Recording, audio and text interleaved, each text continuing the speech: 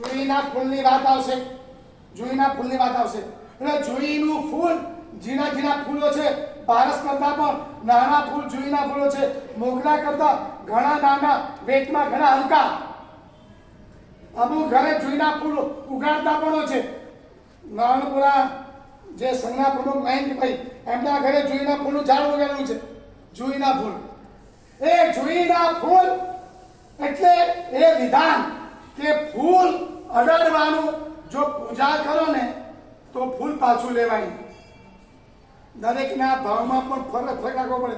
આ હું પૂજા માટે કરતો નથી. કલ્યાણ સાગર શ્રી મહારાજા મહેસાણા એ જે વાસોશ્વર મંતરતા તો પછી છેલ્લો ભાવ